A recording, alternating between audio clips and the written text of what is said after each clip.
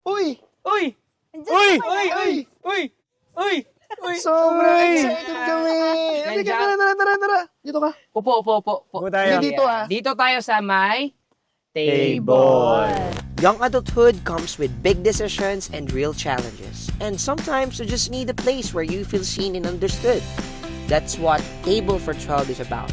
Honest conversations and shared journeys. Wherever you're listening from, wherever you're looking for people in the same season, we'll meet you at the table. Welcome back ulit. Welcome to Table for For 12. Where young adult meet, gather, listen, Yeah. and talk about real life experience. Wow. Ayun nga. So Pero ito alam nga, mo- pag-uusapan natin ngayong episode na to ay About Family and friends. welcome, Relationship. family, and Friends. Yes. pero ito yung sa last na episode na pinag-usapan natin. This is something that is really important as a young adult. Which, ito yung mga awkward conversation. That's why we haven't tried it to talk about with our friends. Pagka hindi natin siya masyadong pinag-uusapan, hindi natin siya masyadong pinagtutuunan ng pansin. That's why sometimes or most of the time, hindi siya na-assess ng tama. Which is Pwede. true. Pwede. Oo. Pero doon tayo magagaling, bakit ba siya awkward pag-usapan? Pag-usapan. Bakit nga ba? Parang when it comes to family and friends, bakit ano? Parang ang awkward. Oo. parang di tayo sanay na pag-uusapan. Oh, lalo pag yung love mo sa friends mo, love mo with your family, parang ang awkward, parang corny mo naman. Uusapan natin yung corny mo. Lalo na, ang upbringing ng mga Filipinos sa mga family is hindi masyadong expressive with their emotion and Oo, feeling. hindi nila love language yung words. Mm-mm. Kaya hindi siguro nako-communicate. Pero surprisingly, ako sa IG feed ko, ang dami dong about friends. Siguro yung algo ko friendship, fitness, faith, puro F. Ah. Parang gano'n. Family. Family! Wow. Oo, meron din dun parang pag may baby ka na, may asawa. So, ibig sabihin, content siya. Yeah. It's a significant topic. Pero baka nga sa setup natin sa mga Pinoy, NYA, or young adults, hindi siya vocally and commonly pinag-uusapan. Yeah, pero surprisingly kasi tayong mga Pinoy, 'di ba, we're family-oriented people eh. Yes. Pero bakit nga kaya hindi natin 'to pinag-uusapan? Bakit mahirap pag-usapan yung ganito? So, siguro start with friends. Oh, sige. Ayan, oo. Siguro idagdag ko lang before we go to the questions that we can share to each other. As time goes by na nagiging busy tayo bilang mga young adults, young professionals, ang hirap din talaga i-keep at i-maintain ng mga relationships even in our families and our friends. No? Kaya maganda na maipasok natin yung paano ba natin i-keep o aalagaan ang isang relationship despite of our busy schedules. Right? Oh, agree. Kasi pag talagang napunta ka na sa sitwasyon as young adult, nandun na yung busyness eh. Busy sa work, yung iba busy sa travel, yung iba naman busy sa fitness. And somehow, nane-neglect yung relationship nila with the family. And then also, some of their friends. Yeah, we're busy building our own life, yung personal Oo nga. life natin, that we forget na ito yung mga taong nakakatulong sa atin to build our real life, diba? So, yeah. I think pwede natin umpisahan dun sa bakit siya, magandang pag-usapan yung bakit siya awkward. Bakit siya awkward pag-usapan? Bakit siya awkward pag-usapan. Lagay nyo. Kasi tingin ko actually ang awkward pag-usapan is yung issue or yung problem about the relationship. Kasi wala ka naman pag-uusapan kung walang Kung concern. masaya. Like, Kung masaya. uy, saya-saya ng pamilya ko. Parang, hindi naman para gano'n, diba? Oo, Usually, parang pag-usapan natin kung bakit perfect yung family natin. Parang Yes, wala namang parang ganun. ganon. Agree. Ang pinag-uusapan ay challenge, problem, concern, issue. It's awkward kasi awkward talaga pag-usapan or awkward yung confrontation about those problems or issues. Pero ang tanong ko, ano ba kasing mahirap sa panahon ngayon? Pero parang nasabi na nga kanina, ang hirap mag-maintain ng friendship dahil busy. Yun lang ba yung dahilan? Siguro, Minsan nagkakaroon ng wall. Wall. 'di ba? When we start to outgrow others, 'di ba? Kasi syempre magkakaiba tayo ng speed when it comes to our growth. Minsan ano na tayo, minsan nale-left behind tayo feeling natin. Oo. We're left behind. Minsan naman feeling natin nauuna tayo. Minsan may matured tayong pag-iisip. Kumbaga, parang masyado na akong matured para sa kanila. Ewan ko kung nafe-feel niyo yun. Pero minsan naman parang, shucks, parang sobrang matured na nila na hindi na ako nakaka-relate. Ewan ko, kung ako lang yung nakaka-feel nun, may ganun ba kayo na struggle when it comes to friendship? I think, hindi ko lang maalala masyado, pero I think it's a factor kung paano mo i-maintain. Kasi ano yun wavelength pa rin ba kayo? Do you still share the same values or do you still share the same interest? Parang ang complex niya. Pero I think before you get there, actually factor yung yung magkaiba na kayo ng level of maturity. Pero minsan feeling ko, bago pa dumating dun yung concern, nauna na yung naging malayo na kayo sa isa't isa, like, ano tawag dito? Physical distance. Kasi, di ba, nagsimula tayo yung mga friendships natin dati sa school. O kaya, actually, pwede rin sa work, no? Kapitbahay, kababata. Pero nung may nag-iba sa buhay, like, let's say, gumraduate ka, lumipat ka ng bahay, parang, Nabisi ka talaga. dun na yata unang nagkaroon ng change. Kakaroon ng change. Ayun yung tinatawag kanina ni Kuya Aldrich na yung proximity niya. Proximity. Totoo. Na madalas, doon nag-i-start talaga yung friendship mo. With someone na you know. Talagang, for example, sa akin, sa side ko, yung mga friends ko talaga is from high school friends ko. So ngayon, ang question kanina, pinag-uusapan natin, kung paano natin na-maintain yun. Despite of busyness as a young adult. Na meron tayong work, meron tayong ginagawa. And we do have also the ministry. Maganda yung example mo. Kasi, na-maintain mo yung high school friends. Yeah. Agree. Or maybe college. Pati college ba yan? Umabot kayong college? Hindi. May mga friends ako from high school na still, kami-kami pa rin magkakasama. Pero not all of them magkakasama pa rin kami. I think, one factor na nagpakip ng friendship namin is, we do have some common denominator na parehas kami mahilig sa arts, napunta kami sa photo-video industry. So somehow, meron kaming relatability. Paano mo siya maintain na hindi nawala? That friendship. Oo, hindi nawala For a yun. Like long basically, time. ano yung mga ginagawa mo, actions or plans mo Actions. to keep them alive with Ayun.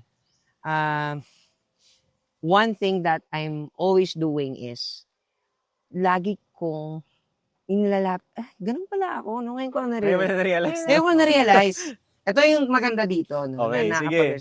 So, one thing I've realized na ako yung someone sa friendship namin na lagi akong nilalapit ko yung sarili ko sa kanila. Naalala ko nung pandemic na tumira ako sa isang pinsan ko sa Marikina. Then, kinausap niya ako. Tapos sabi ko sa kanya, nalulungkot ako. Sabi niya, bakit ka nalulungkot? Anong mo? Tapos, sabi ko, hindi ko nga alam eh. Tapos nung deeper conversation na kami, napunta kami sa usapan na, ano ba yung talagang nagpapasaya sa'yo? And suddenly, lumabas sa bibig ko yung salitang, siguro when I am with my friends. So, bigla niyang binanggit sa akin yung salita na, alam mo, kapag tumanda kayo, ikaw yung pinakakawawa. Kasi, pagka matatanda na kayo at may asawa na sila, wala na silang oras sa'yo, mali-left behind ka na, malulungkot ka na sa partner. Ginanon niya ako noon. Pandemic yun. Sabi ko, Aray ko. sabi ko, oo nga, no? Aray mo. Kasi oo nga, no, totoo. Kasi in my life, madalas kasi hiwalay ako sa family ko. Hindi ako talagang madikit sa mga kapatid ko. Sa Mas magulang close ka ko. talaga sa mga friends. Sa friends talaga sa labas. Doon talaga ako natuto sa buhay. Sila talaga lagi kong kasama. Kaya, in my life, during pandemic, kapag nawala ako sa tabi nila, o nawala sila sa side ko, Parang sempak. Sabi niya. Sepang. Sepang. Sempak. Pero pwede na sempak. Sempa. Ano ba? Sepak. Tuntukin kita. Separation Sorry. anxiety. So yun, totoo nga, parang na-anxiety ako. Kaya minsan may mga ano ako sa kanila, chat ako sa kanila or tawag na, kamusta yun naman Wow. ako? Yeah. Yeah, may ganun ako. May sa gusto ko kanila. idagdag dyan. Sige. Kung bakit ang hirap i-maintain ng mga friendships, no? Bago ko din ibigay yung opinion ko on how to keep them. Kasi we have to categorize them.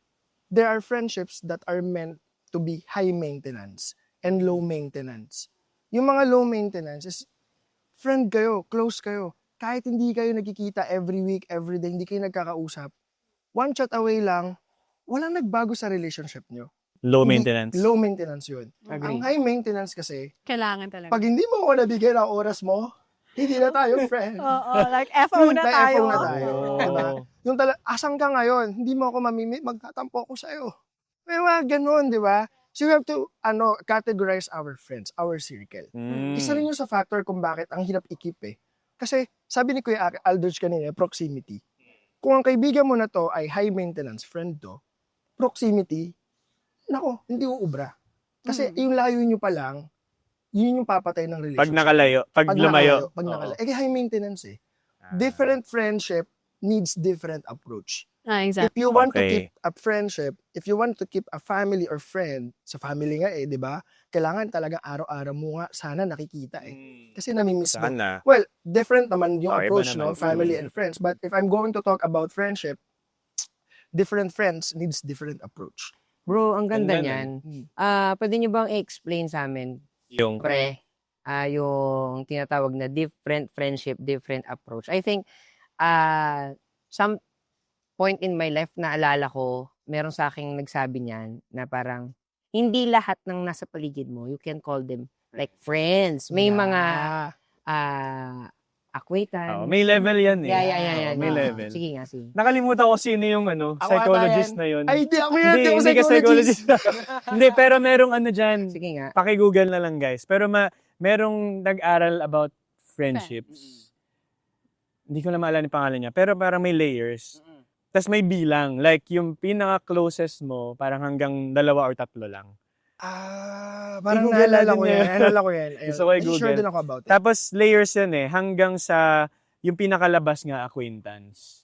Tapos hindi mo sila, basta hindi, pababaw ng pababaw. Siguro let's use that word. Yung conversations, yung ties. Diba? Dagdagan mo nga, Erika. Yung Parang ano, naubusan ako. kumbaga, yung effort mo dun sa mga tao na Oo. yun. So, kumbaga, okay, when it comes dun sa shinare mo, JJ, kanina, I think with different friends na sinasabi is, it really requires effort. Mm-mm. Diba? To win a friendship, to win stay the connected with relationship. them. oo. Maintain it. Talagang kailangan ng Yeah. effort. Hindi pwedeng yung isa lang. Sabi nga, it takes 2 to tango. Still in friendship, very important siya. So, it is something na I think very kasi honestly with dun sa naiinggit ako sa mga maraming friends. Naiinggit ako, hindi, pero honestly, dahil growing up, andun ako sa part siguro part of being introvert. Okay. Nandun na yung ko na, okay na ako sa small circle. Yung friends ko, o kaya naman I have at least one close friend during my high school, then one close friend during nung college. So parang okay na ako doon. Pero you know what? During yung young adult era ko, itong young adult era ko, parang mas na-appreciate ko din naman siya. Yung small circle of friends mo pala, it is something na can really help you more. Yes, Kumbaga, mas ito actually. yung mga taong talagang genuine when it comes to expressing their love and care for you. So, yun, sabi ko nga, ako yung tao na sobrang, siguro I'm part of the low maintenance. Low maintenance. Na kahit hindi mo ako kamustahin, okay lang ako. Pero I will really appreciate Pag kapag kinamusta ako. Oo. It really matters to me. So, yeah. Siguro sige, Kuya. Sige, go lang. May gusto lang ako idagdag. I think as time goes by, tayong mga young adults, ako kasi personally, I'm a social butterfly na Tingnan ng tama papa. ba? What I mean is, kahit sinong kahit anong mapuntahan ko, sino makausap ko, kaya ko siyang maging kaibigan. Wow. But the truth is, sino ba talaga yung totoong kaibigan mo? Kasi, hindi natin kaya bigyan ng oras lahat ng tao. Yeah. Hindi lahat kaya nating bigyan ng energy. Hindi lahat kaya nating kitain. Ngayon, tumatanda tayo, hindi naman tayo pabata. Sabi ko nga kanina, nakategorize natin yung low and high maintenance. We have to have. Kailangan natin magkaroon na itong core group na to. Yung accountability group. Accountability. Yung- I love it. Yung bro. Ganda. habang lumalaki yung network mo, dapat mas lumiliit yung mga tao na alam mong, sabi nga ni Erica, na may care talaga sa'yo. I love it, bro. Yun yung bubuhusan Yung nagbibigay mo ng oras. value, diba? Yes, Sa buhay agree. mo. Alam mo bro, gusto ko yung sinabi mo na parang yung lahat ng nasa paligid mo, hindi na talaga dapat sila same level ng effort, same level ng time na ibinibigay mo. Kaya ako natuto na ako na to label and categorize yung mga nasa paligid ko. Yes. Dati kasi kapag kakilala ko lang, uy, kaibigan ko yan, tropa ko yan. Tropa mo yan agad. Uy, tropa ko yan. By label. Oo nga, dati. Press by label. Pero nung habang habang nagiging young adult na ako, natuto na ako mag-categorize na, ano ko yan, schoolmate ko. Oo. Iba, schoolmate, college friend, Mm. high school friend, churchmate, kasama ko sa gym, Office. sa office, hindi na siya friend. Friend. Mm. Ano ba yung ano? Let's talk about, ano ba talaga yung category ng isang tao na you can tell or na that's my friend. Nako, eto, may share ako sa inyo. Baka makarelate kayo. Narinig ko lang to somewhere na pre-niche niya to. Tapos nagbigay siya ng category ng mga friends. Number 1 daw is, they called it acquaintance friend. Ito yung mga tao na nakasalamuha mo lang, nakita mo lang siya, hi, hello sa isang event. Meron naman daw, close friend. Okay. Close friend is ito yung nakakausap mo over a coffee. Pero hindi deep level. Hindi ito yung unang tatakbuhan mo kapag sobrang you're in the Low and low mo. Yeah, hindi. So, hindi to. So, pero close kayo.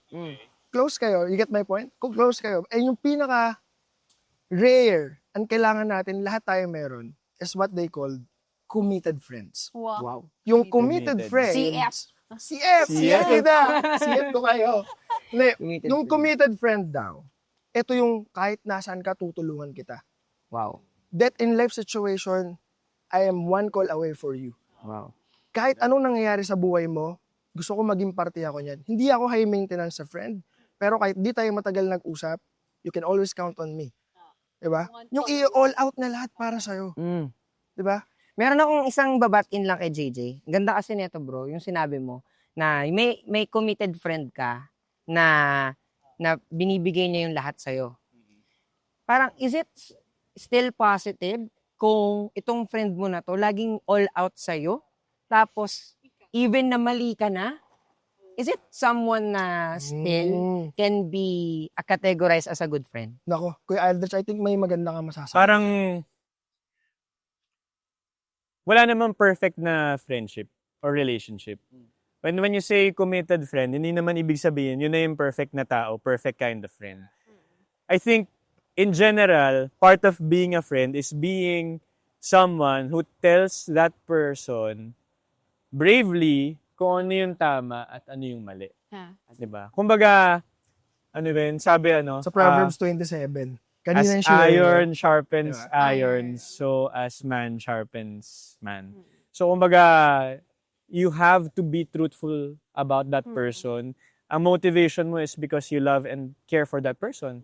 And if you cannot tell that person the truth, and you're saying na you're a committed friend dun sa tao na yun, parang medyo questionable ka na. Kasi, ano bang gusto mong klaseng kaibigan ka? Yung, if-feed mo lang siya lagi ng parang good treatment kahit na mali na siya. Mali na. Parang medyo questionable na yung Yes. part na yun. Parang hindi mo siya So, pwedeng categorize na good. Oo. A good Mm. Pero, at some point, yung committed friend kasi natin, we're not in control of that, diba? Yeah. At some point, kailangan mo din talagang isipin sa sarili mo na, okay, am I putting, alam mo yon yung time and energy ko doon sa tamang tao? Kasi, we as young adult, we have to determine, tama bang tao tong Yan ang susunod na magandang tanong. Kasi, di ba, we have to be wise enough to choose the right friend. Okay? And a friend na talaga makakatulong sa growth natin. Hindi yung bastang nakikinig lang, Oo. hindi bastang nandyan lang. But again, we appreciate all friends. Diba? Yes. Yun naman yung wala tayong inaano na, okay, dahil hindi to tama, ligwak, ganun ka na. Hindi naman Oo. ganon. So, we still value them. Pero, again, we as young adults, we have to be wise enough to choose the right people na makakatulong sa growth natin. And Dapat ito lang naman, balance. gusto ko tumawid sa usapang pamilya. Sa usapang family naman tayo. Because I believe our family is also somehow much important than our friends, di ba? Yeah. Talaga ito ang last resort natin eh. Sila ang pinaka-uuwian natin. Can you describe your relationship with your family in this season of your life as a young adult? Okay. So, family is one of the important, alam mo yon, ng mga tao talaga sa buhay natin. Pero aminado tayo. Ewan ko kung ako lang to. Ako, parang Pero ako din yan. aminado tayo na they are also the people na usually una nating nanineglect. Yes. Once na busy na tayo, Yes, mas totoo nauuna na nga yan. natin yung iba eh. Mm. Mas nauuna natin yung career natin because we're too Ministry. focused Yeah. doon sa dapat mag-focus ako sa future ko, 'di ba? But they are naman actually the muna. people. Oo, ako naman muna. Pero without even looking back, na they are the people who are cheering us. 'Di ba? Anak, kaya mo 'yan. Ate, kaya mo 'yan. Ganyan. So, pero with me, siguro simulan ko yung sagot doon sa tanong mo, Jay. Na siguro dumating ako sa era na wait lang muna. Wait lang muna. Alam mo yon, I have to be alone. Gusto ko maging independent. Dumating ako sa era talaga na gano'n. Pero right now, at this very moment, dun ko din na-appreciate. And when I start to look back, yun pala yung pinaka-painful din, that as you grow old, alam mo din na umiidad din yung magulang mo. Yes. Diba? Ay, baka maiyak ako dito, diba? Wala naman tayong Ayoko tissue. nito. Because Yun yung reality. As you grow old, sabi ko nga, 30 na ako, hindi lang yun. Ang tatay ko, magsi-16 na. Now, same thoughts. Parang the pressure is real. But then, at the same time, kahit sabihin ko na sobrang busy ko, hindi, I have to pay time. I have to give time for them. Mas gusto ko na, bubuhos ako ng oras sa kanila while balancing everything. Kahit mahirap. Meron akong gustong i-open na other perspective. Kasi ako as a newlywed, parang nakita ko na ngayon yung medyo na-process ko na kung bakit gradually na babawasan yung oras natin for family and na-channel natin yun for other things. Kasi eventually, you will, if let's say, I would assume lahat tayo gusto natin mag-build ng sarili nating family. Okay. And when we cross that bridge, nandun ka na sa ikaw yung nag-build ng sarili mong family.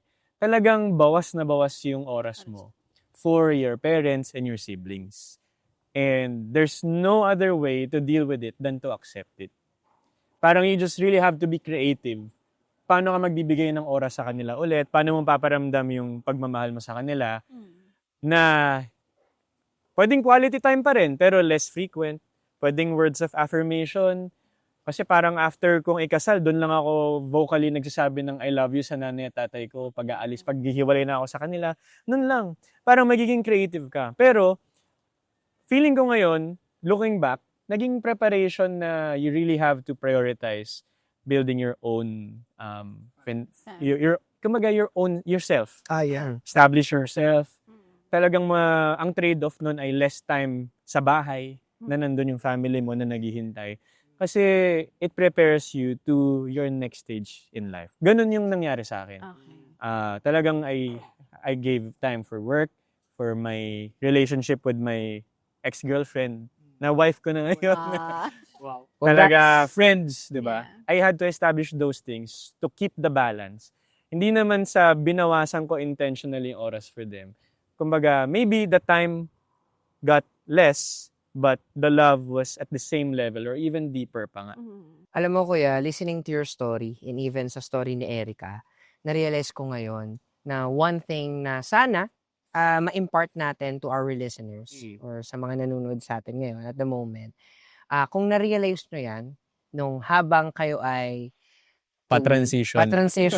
no, in life or nandun na sa pace na yun, ngayon nyo lang siya na-realize. Oo. So, I hope na ito yung ma-impart natin sa ating mga listeners na if you still have enough time to get Make time. time no? sa mga kapamilya natin. Kasi yung kanina, sabi ko nga, habang sa isip ko lang in my mind, habang nagsasalita si Erica, naku, baka mag-iyakan tayo dito, usapang pamilya. Oo. At most of the time, nare-realize natin yun, late na.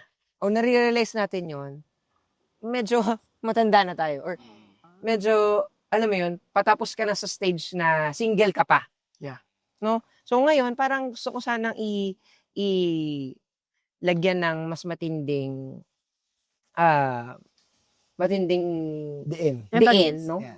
Emphasis yung thought na if we still have time right now to get to know our family better, to get to know our real friends, no? Better na to really plan it, Yeah. no? I think the right word, to describe what you're saying is being intentional. Yung Maging intentional brother. tayo in making time with our family and friends. Sa usapang friends kasi, medyo malawak talaga siya. But of course, yung bibigyan mo ng oras is alam mo yung somehow na committed friend or close friend mo na gusto mo talaga i-keep for life. Sa family kasi, dapat default na natin yun eh. Yeah. Na we should always make time with our family. Kailangan mabigyan natin sila ng oras. Or maybe you can share, guys. Paano nyo ba, ano ba yung mga ginagawa ninyo para ma-maintain nyo nga yung relationship sa family? Like, what are the practical steps that you're doing? The intentional steps na ginagawa ninyo? sige, ako muna. Sige. Neto lang naman siya nag-start, parang 2 years. Pangalawang taon ko na siya ngayon. So, nag-start siya na na-realize ko na sobrang busy ko na nga, no? Nagtatrabaho ako, tapos may small business ako, may relationship ako, tapos may ministry ako. Parang, I juggled a lot of things at the same time. So, sabi ko, nako, parang nawala yung espasyo ng pamilya ko. So, ngayon, I intentionally scheduled them inside my calendar every month na parang May labas kayo. may labas kami, Kakain kayo. kakain kami. Wow. At saka hindi naman siya laging kailangan sobrang special. Alam mo yun? Simple. Pero masaya. Pero masaya. Oo. Talagang yung memories naman yung maglalas eh. So kasi yung iba parang laging iniisip, naku, gastos. Naku, Ayun. gastos na naman. Ito na naman, lalabas na naman. Sayang yung gas, sayang ang daming iniisip. Well, in fact, yung simpleng ilabas mo lang sila. Yung mga pamangkin ko, may mga time na lumalabas na kami sa may park namin. Alam mo yun, na-appreciate ko na nagkakaroon ako ng moment na may nai-impart ako sa life nila. Ano yun, so again, it's an intentional way na ilabas ko sila, i-treat ko sila somewhere. Or kahit hindi treat, like just walk around our village. I think it's a good way to at least have time with them. Yes. Siguro Kayo? balansehin din natin. Baka pwede natin bisitahin naman yung sa friendship. Pwedeng sumagot kayo sa family, but ako, segundahan ko lang yung sa friend. Na-realize ko na yung mga committed friends ko, kailangan ko bigyan ng time. Isa-isa. Like, I schedule them with my calendar. Wow. Parang So, same lang. Parang same Yeah. lang din. But this is in the context of friends naman. Na kailangan ko sila isa-isahin, kailangan ko i-nourish, i-grow yung relationship na, i-reignite, mag-reconnect, no? Kasi nga, sobrang busy na. So, ako, nagsiset ako ng schedule, itatry ko every quarter. But praise God, eto, nagagawa ko naman siya. Ilang tao na lang yung natitira na hindi ko pa namin. Sana kasama Wow. ako doon. Hindi ka kasama, Tapos hindi na ka pa tayo, minitin. pare. Tapos na tayo. Diba? Sana kasama sa calendar, Yeah, no? sana sa kanin. Yes, and I think that's one of the practical steps that I can share with our, of course, listener, na pwede rin nilang gawin. Yeah. Kung gusto nila i-keep yung relationship na yan, make time. Kasi hindi ako naniniwala na Walang wala kang oras. Oo. Hindi mo lang priority. Yeah. Kahit sana once a month, Once a twice month. a month. Yes. Not bad, no? Mga catch up. Oh, any insights naman about family? I'll go in the most simple way, no, of connecting with, siguro I'll be more specific with my parents. Mm. Okay, so siguro ako kasi yung, I value the kamusta ka na. Okay? So, syempre, ang mga magulang naman natin, ano yan kumbaga, observe lang. Alam mo Hindi sila yun? vocal. Hindi naman sila yung tipong hihingi talaga ng oras at may hihinging, anak, ilabas mo naman. Hindi sila ganun Ako sa parents ko, hindi sila ganun. But ako, I really practice yung, kamusta ka na? Anong ginawa mo ngayong araw na to? Then, ako kasi medyo ako sa, I say I love you, nagbabanghag Medyo ako kay vocal, Papa. kayo, Wow. Habang expressive. nag-uugas sa pleto, okay ka lang? Oo. Kamusta Oo, ka na? hindi lahat. So sweet of Hindi you. lahat ganun yung Hindi love lahat language. Ganyan, nakakaingit Pero, yan. something na, alam kong kahit walang I love you back minsan sa magulang, Oo. alam kong ramdam nila Yeah. yun. Pero ang nakakatuwa lang din kasi doon is, ito kasi yung lagi kong naririnig na kwento, okay? Pagka nawala na yung parents, hindi man lang ako nakapag I Too love late. you. Oo. Hindi ko man lang nakamusta yung nanay ko, di na pala okay. Yung ganon. So, tapos yun, may mga bilin na, ma, pagka may mga nararamdaman na, magsabi. Ang ganda Kasi niyan Ang ganda usually, mga steps right niyan. now, diba, ang mga parents natin, may mga nararamdaman, hindi nagsasabi, Remind nahihiya. natin sila. Ang anak ko kasi, sobrang busy. Ah. Baka hindi na ma-attend yung ko, kumbaga, gastos pa to, ganyan. And then, later on, ayokong mangyari yun. Kaya, yun, lately, sabi ko nga kay na papa, pagka may mga nararamdaman na kayo, kahit simple lang yan, wag kayong mahihiyang magano. So, for me, that's the most simple way I can share yung love. Kasi hindi naman all about money. Honestly, ang mga magulang, I think, ang mga magulang naman natin ay namuhay ng sobrang simple lang noon. Parang wala namang kagarbo-garbo ang buhay nila. Kaya I know, they are just wanting a very simple act of love. Oo. No, na sana ganda. mahal ako ng anak ko pa din. Ang Sana ganda. naalala pa din ako. How about you, kuya? Tingin ko, well, same naman. Siguro ang gusto kong i-highlight, before ako kinasal, parang all the months leading to my wedding, lagi ako nagpapatawag ng family meeting. Wow. Kasi, hindi naman sa parang naghahabilin na ako. Pero, parang late ko lang na-realize na, I could have done it kahit nung hindi pa ako ikakasal. Ano ba yung family meeting? So, family meeting is, talagang I will spend time with them. So, parents ko at saka kuya ko, pwedeng punta kami yung coffee shop, pwedeng mag-time zone kami, pwedeng punta kami sa Alabang, iba-iba. Tapos, talagang may time dun to talk. Kasi, hindi nyo naman yun laging nagagawa sa bahay. Yeah. Hindi naman perfect na sama-sama kayo mag-dinner, Agree. ganun. So, family meeting, it happens every quarter. Parang mga ilang beses ko siyang nagawa. Pero kayo, you can build your own tradition. Like, meron akong kilala every Friday night. Ganun sila. Every Friday night, gather talaga sila ng family. Doon yung sharing in the dining table. Nice. Alam mo, ganda niya Hindi si ba, table kasi talaga Sa minong na. dahon, tama ka na. Tama ka na.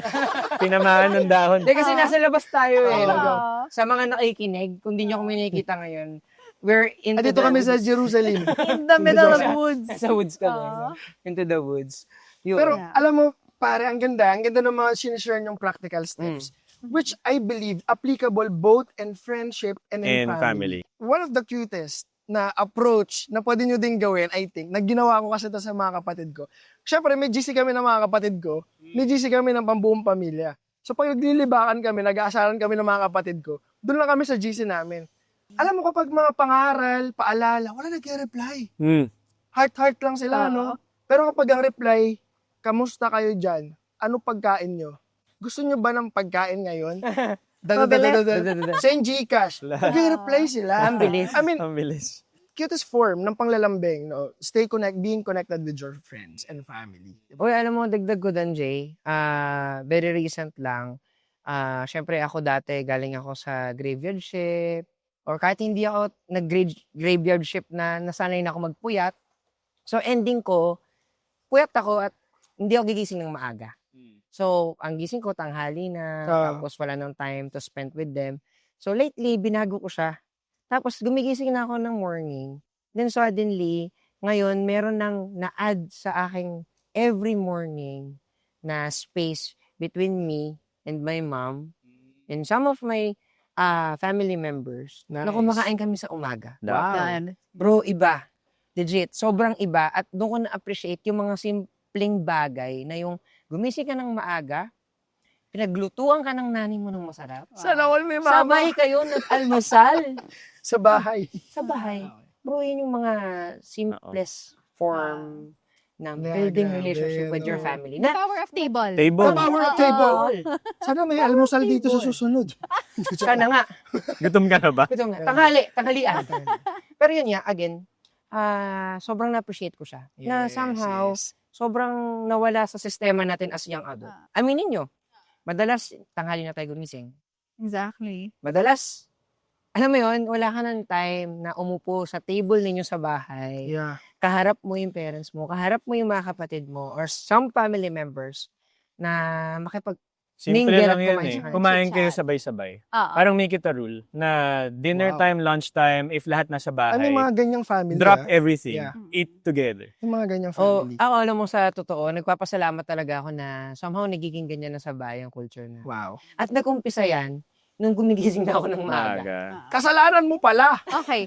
In addition to that, no, kasi usually, meron tayong mga naririnig. Okay, para may idea kayo. Hmm. Meron akong mga, alam mo yun, reels, Mm. sa mga podcast din, pagka napapakinggan ko all about family, meron kang, may part talaga sa'yo, no, sana all. Sana ganyan din family ko, Oo. 'di ba? Pero, one thing I realized, it really starts with you. Yeah. Minsan, hindi naman talaga perfect ang family. Hindi maganda yung kultura, hindi maganda yung sistema. But when it starts with you, dahil meron ka ng idea, may thoughts ka na pwedeng ganito din yung family namin kung sisimulan mo. Ganda. Well, again, with being intentional. I'll just start first with mangangamusta lang ako. Mama, sabay-sabay tayo kumain, Oo. diba? Kasi nga, ang unang nangyayari is, nagtawag, anak, kain na. Sige po, kuhanin ko na yung pagkain sa tapat ng computer table. Diba? Ewan ko kung ganun kayo. Computer Minsan, table, no? study table mo, ganyan. So, yeah. Again, it starts within us. Kaya yun, kung nakikinig ka dyan, alam ko nandoon yung part na, sana ganun din ako, katulad ni Kuya Aldrich. Ganun din ako, katulad ni Em. So, again, it starts with you. The main word here is intentionality. Yeah. Tama. I like Intentional. it. Despite of the busy schedules na kinakaharap natin as a young adults, we have to really prioritize our time. Time management din, di ba? Saan mo ipapasok yung pamilya, yung kaibigan mo? And being intentional is, it's a habit eh.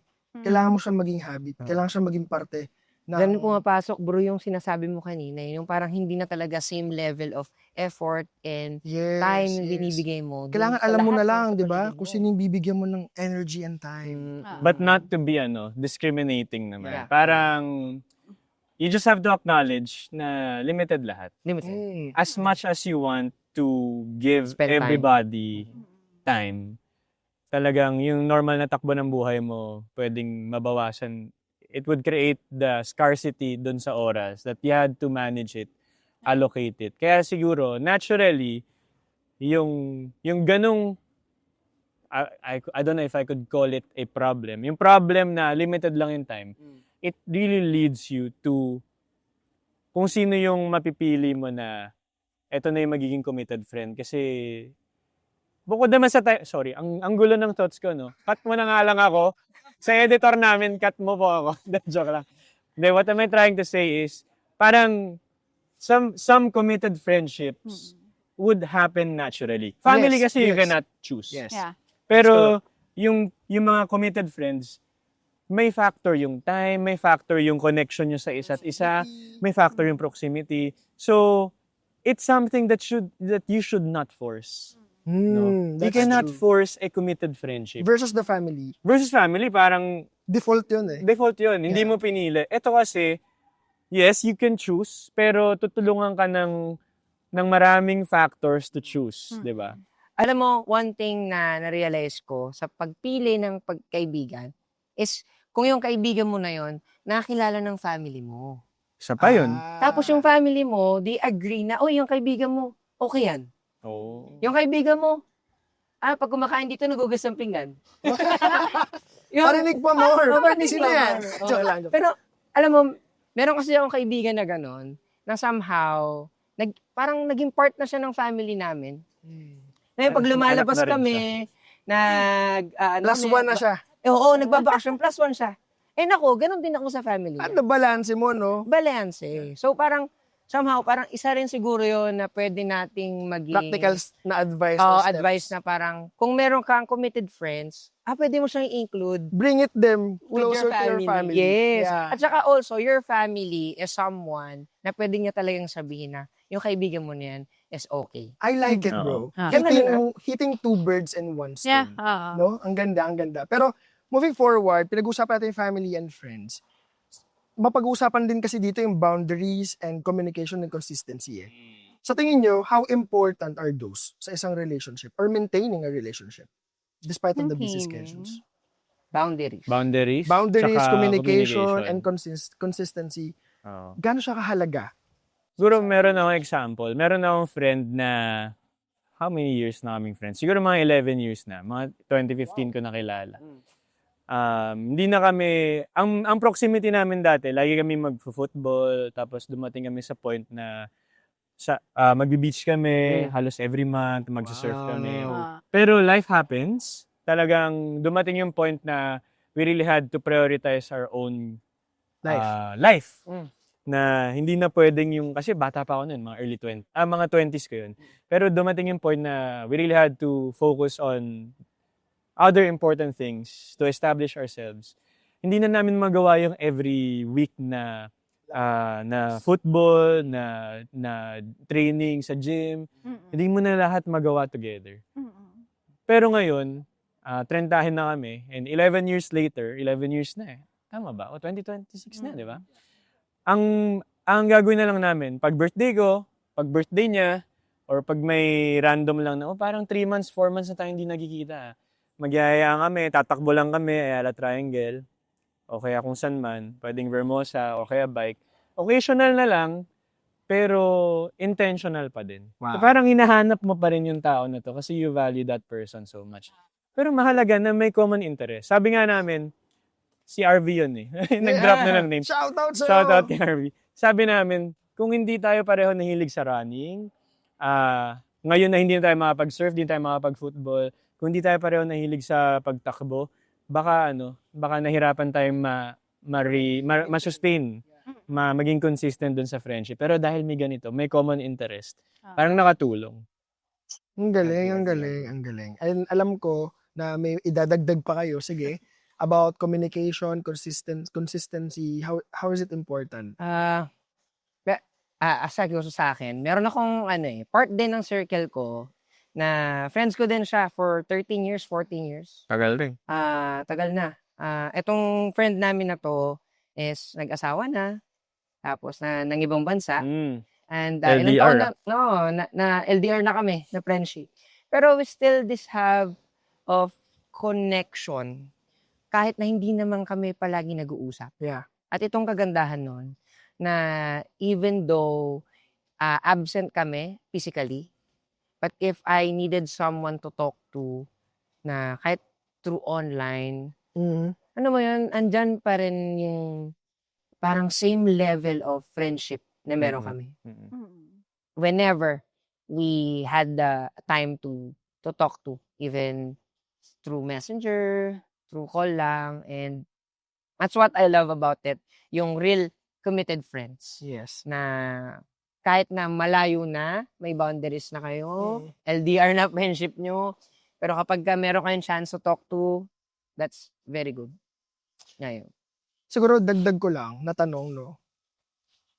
What's your relationship with pain of losing a friend? I mean, kamusta yung response Aray nyo? ko. Relationship, I'm bro? losing Pain. a friend. Kumbaga, kamusta yung relationship nyo dun sa pain of losing a friend? Losing Kumbaga, a friend. losing a friend. Ibig sabihin, hindi na talaga nag-workout yung pagkakaibigan Hindi na nyo. nag-workout yung You were friendship. once to be a committed friend to each other. But suddenly, Ang lungkot. di ba, biglang pare. kailangan mag-part ways. How do you deal with that? Okay, siguro I'll start. Wow. Oo, I'll start. Pero honestly, simula pa doon sa kanina yung pinag-uusapan. Again, I cannot relate much. Yun yung honest to goodness talaga. Kaya yung pain of losing a friend, hindi din siya sobrang painful sa akin. Hindi ko alam kung part lang siya ng ng personality ko, but hindi, it doesn't mean din naman na I do not value friendship. Yeah, Okay? yeah. Hindi yun ganon. It's just Okay that lang yun. I really pick friends that can really help me. Siguro at a very young age, talagang natuto akong pumili ng mga kaibigan na very, very valuable, Mm. that values me and I value them. May mga ganun akong kaibigan. Pero again, sobrang konti lang nila. Pero ang siguro maidagdag ko doon sa pinakaunang mong tanong, Jay, no, is that it's walang mali to build new friendship, Wala to build naman. new Yeah, connections. that's true. Actually, it's great dahil you learn from different people. Ngayon ko nga lang siya actually na-appreciate. Kaya nga ako nakiupo sa inyo eh. Kasi gusto ko maging... Talaga gusto mo naman kay Kumari. Welcome sa table. Welcome sa table. Hindi, Welcome sa honestly, table, I welcome really sa want to learn from people like you. Oo. Yun yung totoo. Kausap ko si Kuya Aldrich nung Sunday. Mm. Hindi ko alam. Hindi ko alam kung bakit, alam mo yun. I was put May naglalakad na lang Hanggang gaw. naglalakad na. Oo. Masakit to, be. Masakit yung mga Anyway. Okay, so, Laki na. I was talking to Kuya Aldrich nung Sunday. And again, hindi ko alam bakit ako nandito. Bakit kailangan kong umupo dito sa seat na to. Pero ang one thing na na-appreciate ko is that I am sitting now with people full of wisdom. Wow. People who can really help me also on my growth. And gusto ko yun. Mm. Talaga, pasensya na kayo. Choosy akong friend. Oo, pero at the same time, at the same time, I also want to impart, no, lalo na sa mga friendship natin dyan, okay, mga kasit down natin sa table na to, I want to impart also something na valuable to you guys. Yeah. Ang Ganda. Ang galing. I Ang like it. ganda. Alam mo, Erica, thank you for sharing that. And I do appreciate na part kami ng new circle mo of friends. Welcome And, to the table. welcome to the table. Sa akin kasi, what I've learned sa experience ko nung nawalan ako ng mga close friend, losing a friend, is the word acceptance. Pares tayo na nasa isip, bro. Acceptance. Ganda. Bro, isa yan sa Yes. pinaka OA ko lang. Sige, go. mahirap na aralin. Yung salitang acceptance. Mm. Pero once you are able to learn the word acceptance, bro, ang sarap umusad. Ang sarap umusad. Parang hindi mo para ipilit yung bawat sitwasyon sa buhay Yeah. mo. Tama. Hindi mo para ipilit yung sarili mo sa isang tao. Kasi you accept. Yeah. In-accept mo yung mga bagay na dapat i-accept in life. And because of that, you're able to move forward, to grow old, and to grow up. Wow. Ganda. Andun pa rin Ganda. yung grow old and grow up. Gusto ko sana grow taller. Aray ko. Abot Okay na kayo. yan. Abot kayo. Siguro masabi ko lang yung friendship, talagang you gain some, you lose some through time. Pero what I can say is friendship is something that you cannot force, but you can only work on it. May maintenance yan, kumbaga. If you want to keep that relationship, you have to work on it. You have to make effort. You have to really show your love, your care, concern. Pero di mo matatanggal yung factor na it has to be natural. If it's not natural, baka you really have to let go of it. Kasi parang, hindi siya natural in the sense na parang kahit anong gawin mo, you keep on falling apart, baka yun na yun. No? Sad, but you have to accept, di ba? You have to accept it. Pero as for me, my principle is, yun nga, it should be natural. You cannot force it, but you have to work for it. You have to work on it kung gusto mo siyang i-maintain. And ano pa isa ko naisip? May isa pa. Nako, nakalimutan ko. A, B, C, D. Hala, masalo ko Wala. nakalimutan. Hindi, yun na. Hindi, ito yun. You have to pray about it.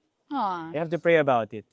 Kasi parang it's something that you can ask God for. Hindi ko na-realize at my age na nag-30 na ako na, wow, kailangan ko palang kaibigan. Na kailangan ko pala ng mga solid na makikip ko in my circle. Kasi growing up, pareho tayo ano lang ako. Kaya ko mag-isa. Pero until such a time na, parang kailangan ko palang kaibigan. So I had to pray about it.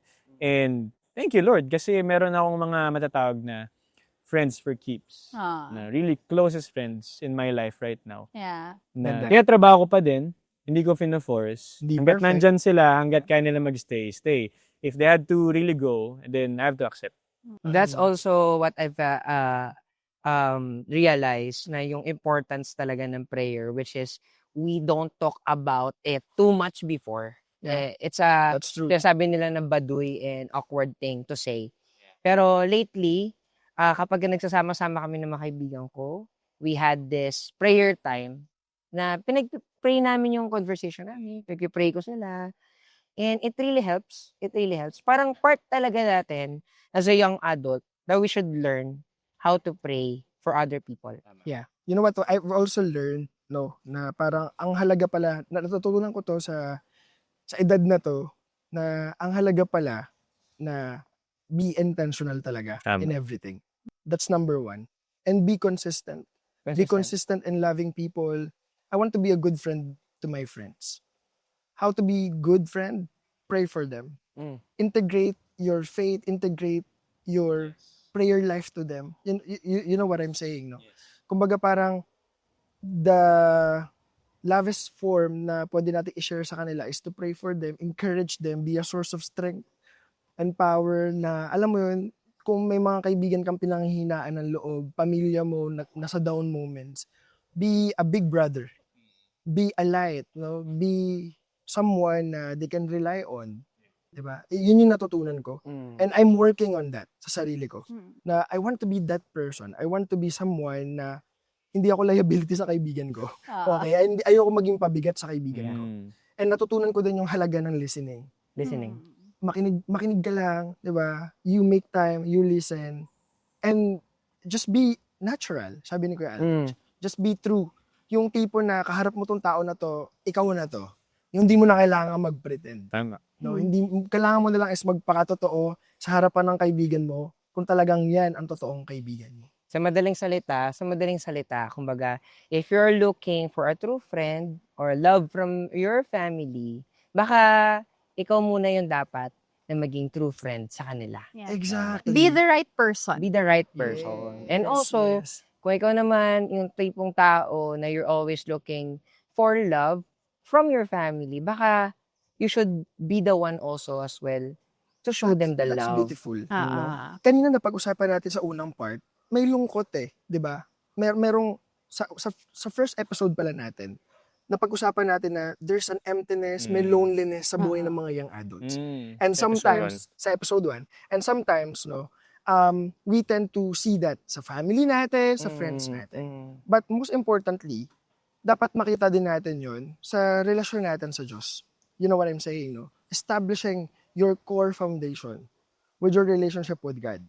And kapag ikaw naayos yung sarili mo, dahil maayos din yung relasyon mo, Na. spiritually, maayos yung spiritual life mo, it will just flow naturally. Yeah. Tama. No? Agree. It all starts with With you. you. Sabi nga ni Yeah. Erica. Or art with you. Kasi once na grabe yung relationship natin sa Lord, the love is so natural, diba? It's easier for us to love others. Kahit nga hindi ka mahal-mahal diba? Andoon yung pagmamahal mo talaga. So yeah, it's a great conversation with you Yun. guys. Yes. It's a grabe. really I great think conversation. Bitin pa eh. Hindi, gusto ko Bitin, pa. no? Gusto Bitin. ko pa. I think Hanggang gabi tayo. bigyan natin ng encouragement, guys. Yeah. Yung mga listeners natin today, bigyan natin sila ng encouragement how to be a good steward of relationships Yeah. in this young adults. So yung una, we have to be intentional. Yes. We have to learn the word acceptance. And also, be the right person as well. Yun. Ayan. To your friends and to Correct. your family. So that it flows eventually. And of course, yun nga, yung prayer time natin, relationship with God, talagang dapat hindi mawawala. Kasi I think, sinabi ko nga sa isang kaibigan ko, yung tunay na kaibigan na meron ka is yung kaibigan na ilalapit ka sa Lord. Tama. Ilalapit ka sa tama. Yeah. Ayan. So yun. Ganda, no? In terms Ah, of family naman, any relationship family. Sa family, I think, again, babalik ulit tayo, be intentional. Making time with them is not just, alam mo yun, hindi siya dapat parte ng schedule mo lang eh. Kung ba, hindi dapat siya yung ini-schedule mo. It has to be part of your day, of your life. Kasi ito yung mga taong hindi mo naman pwedeng piliin. They're really part of you. Kung ano ka ngayon, kung ano. And at the same time, again, these people, no, itong family natin, these are the people worth cheering yung future natin. Nag-cheer talaga for our success, for our growth. So, we have to pay it forward to them also. Narinig ko again kay Kuya, yung acceptance that there will be time na wala, talagang dadating sa punto na maliles yung time, but it doesn't mean na we don't love them and we don't care for them anymore. That's so, wonderful. Kayo, meron ba kayong gustong i-add?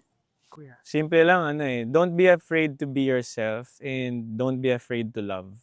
Oo. Either friends or family. Ganda. Tapos, bala na kung saan mapunta yon kasi di ka naman nagkamali if you just become yourself and if nagmahal ka lang. Di ba? Parang iba na din yung Iba na iba. Hindi, pwede pang ibang episode, Ah, pero Ibang episode yan. as far as friends and family are concerned, that's what I can say. But ako naman, encouragement ko sa lahat ng nakikinig sa atin, even our families or our friends will fail. No? Kahit hindi man sila naging enough o hindi man naging kumpleto sila sa atin, naging totoo sa atin, merong Diyos na hindi ka iiwan, totoo, at mamahalin ka unconditionally. Beautiful. And this is the purpose of this table, to share the love of God to everybody, that despite of your situations, your hardships, your difficulties, your shortcomings, as a friend, as a member of family, God will always carry you. Natutulungan ka ng Diyos na maging better person for you to be the right person The right to your person. friends and family. Ganda. And that concludes our episode for Yes. Kala ko aabutin tayo ng gabi dito. Grabe. Oo. And that's what Thank I love about our table. Fresh stories, fresh conversation. So, we really wanted to invite you guys on our next episode. Sana, no, meron kayong mga insights and if there's something, no, talagang rumema sa'yo, baka meron kang mga concerns din na gustong i-share or baka may mga topics na gusto mong pag-usapan dito sa Table for 12, please just comment down below and please do not forget to follow us on our different platforms sa IG, sa Instagram, TikTok, and Spotify. So, yan. Again, no? I'm M. Ako si JJ. I'm Aldrich. And I am Erica and we reserve the seat for you here at the Table for 12. Thank you for joining us in today's conversation. Don't forget to hit follow and subscribe to get updates on the next episodes. Same table, different stories. See ya!